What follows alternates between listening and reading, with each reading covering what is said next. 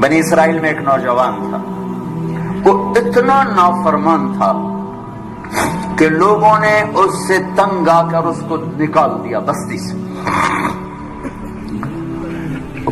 بستی سے نکلنا موت تھی۔ چند دن کے بعد اس کے اسباب ختم ہوئے، کھانا پینا ختم ہو، بائی کاٹ مکمل، نہ روٹی پہنچی نہ پانی پہنچا، سسک سسک سسک سسک موت کنارے آ لگا۔ جب اس نے موت کی آہٹ کو محسوس کیا تو اس نے یوں دیکھا کوئی ہے، کچھ نہیں نظر آیا، پھر اس نے یوں دیکھا کوئی ہے، اسے کوئی نظر نہیں آیا، پھر اس نے بڑی ندامت سے یوں آسمان کی طرف دیکھا اور کہا اور کیا کہا، یا من لا تضرہ الذنوب ولا تنقصہ المغفرہ، اے وہ رب جو معاف کرنے سے گھٹتا نہیں اور عذاب دینے سے بڑھتا نہیں۔ میں نے ساری زندگی تیری نافرمانی کی، مجھے سب نے چھوڑ دیا ہے، میری بے بسی پہ رحم فرما، میری آمد ہے، تو نہ مجھے چھوڑ کہ تیرے نیک بندوں سے میں نے یہ سنا ہوا ہے تو بڑا مہربان ہے، مجھے نہ چھوڑ۔ یہ کہتے کہتے وہ مر گیا۔ اللہ نے موسیٰ علیہ السلام سے فرمایا، موسیٰ میرا ایک یار جنگل میں مر گیا ہے، ایک یار میرا ایک دوست جنگل میں مر گیا ہے، اس کے جا کے جنازے کا انتظام کرو اور لوگوں میں اعلان کر دو جو اس کے جنازے میں شریک ہوگا آج وہ بھی بخشا جائے گا۔ لوگ بھاگے، آگے دیکھا تو وہ بدماش،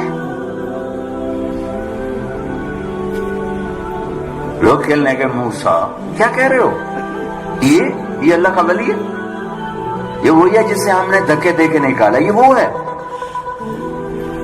یہ کہاں سے اللہ کا دوست اور ولی بن گیا، یہ کہاں سے یہ مرتبہ پا گیا۔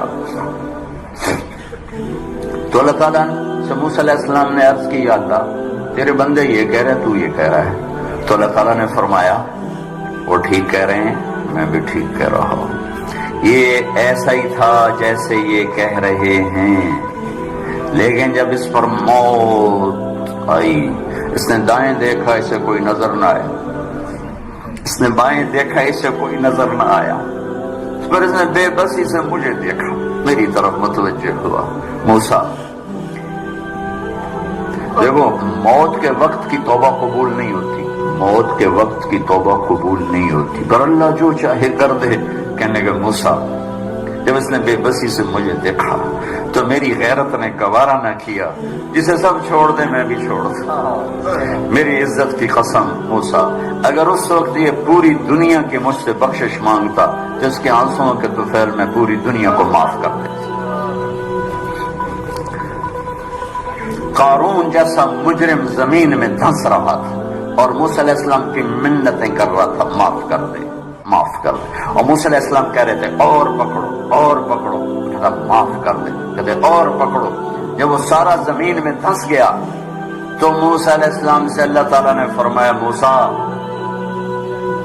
بڑا مضبوط تھا تیرا دل، اتنی منتیں سن کر بھی تو نہ مانا، میری عزت کی قسم ایک دفعہ میری منت کرتا میں باہر نکال دیتا، تم پکارو تو صحیح، میں نہ آؤں تو پھر گلا دینا، میرے بنو تو صحیح، میرے بنو تو صحیح۔ حضرت عمر کے زمانے میں کویہ گایا کرتا تھا، روٹی بناتا تھا، آواز بڑھاپا آ گیا، آواز ختم ہو گئی، لوگوں نے سننا چھوڑ دیا، روٹی بند ہو گئی، تو جنت البقیع قبرستان میں بیٹھا اللہ سے کہہ رہا، یا اللہ آواز دی تو روٹی بھی ملتی تھی، آواز گئی تو روٹی بھی گئی، تو مہربان ہے، ایک میرے فاقے پہ رحم فرما، میرے رزق کا بندوبست فرما۔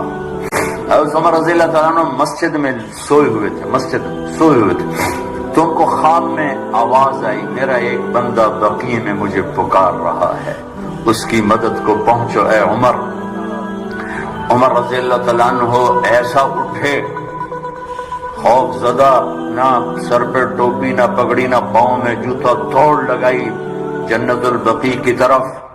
وہ بڑے میاں ایک جھاڑی کے پیچھے بیٹھا اللہ سے باتیں کر رہا تھا۔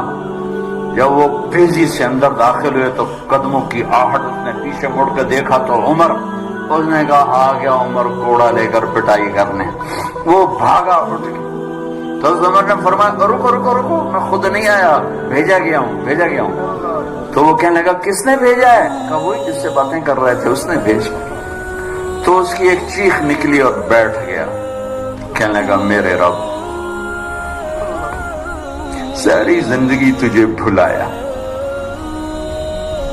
یاد کیا تو پیٹ کی وجہ سے کیا، اے اللہ، اور تو نے اس پر بھی لبیک کہا، اے اللہ مجھے معاف کر دے۔ اور اس کی چیخ نکلی اور جان نکل گئی۔ عمر رضی اللہ تعالیٰ عنہ نے خود اس کا جنازہ پڑھایا اور قبر میں اتارا۔ میرا ایک شاگرد ہے کراچی میں، اس کی مسجد کے ساتھ برابر ایک عورت لڑکیاں سپلائی کرتی تھی، غلیظ ترین کام، گندا ترین دھندا۔ اس شاگرد نے میرے بیان کی کیسٹ اس کے بیٹے کو دی کہ بھئی یہ سن لو، پہلے دوستی لگائی پھر کیسٹ دے دی۔ وہ گھر میں سن رہا ہے، اس کی ماں آتے جاتے اس کے کانوں میں آواز پڑ رہی، وہ بھی آ کے بیٹھ گئی، سنتی رہی، کہنے کی دوبارہ لگاؤ، ساری سن، پھر کہنے ایک دفعہ اور لگاؤ، پھر ساری سن، پھر کہنے لگی یہ کس کی ہے؟ اس نے کہا مجھے بھی نہیں پتا کس کی ہے، مجھے تو مولوی صاحب نے دی ہے۔ اس نے بیٹے کا ہاتھ پکڑا، مسجد کے دروازے پر آ گئے، لوگ تراویح پڑھ کے نکل رہے تھے، بلا لیا بچے کو، امام کو بلایا، کہا یہ کیسٹ آپ نے دی ہے، کون ہے یہ؟ کہا میرے استاد ہیں طارق جمیل صاحب۔ وہ کہنے کہ انہوں نے توبہ کی بڑی اچھی بات کی ہے، کیا میری توبہ قبول ہو سکتی؟ کیا کام کرتی تھی وہ؟ میں دوبارہ زبان پہ لاتے ہوئے شرما رہا ہوں، کیا میری توبہ قبول ہو سکتی؟ کہا ہاں جی، وہ کہہ رہے ہیں اللہ کہہ رہا ہے تو قبول ہی قبول ہے۔ کہا اچھا پھر میں تیرے سامنے اللہ کی بارگاہ میں توبہ کرتی۔ اور اگلے دن اس نے مسجد میں تراویح میں آنا شروع کر دیا۔ تراویح کے بعد جب دعا تو کہتے یا اللہ اگر میری توبہ قبول ہے تو مجھے اٹھا دے۔ ساری زندگی کام کیا کیا میں نے بتا دیا ہے۔ یہ 5واں روزہ ہے اور وہ روز تراویح کے بعد کہتی یا اللہ میری توبہ قبول ہے تو مجھے اٹھا لے۔ 29ویں تراویح سجدے میں اللہ نے اٹھا لیا۔ ساری زندگی کیا کر کے گزری اور موت رابعہ بصری جیسی آئی۔ تو میرے عزیزوں، میرے بچوں، میرے بھائیوں، میری بیٹیوں، اللہ سے صلح کر لو، اللہ سے صلح کر لو، اللہ سے صلح کر لو۔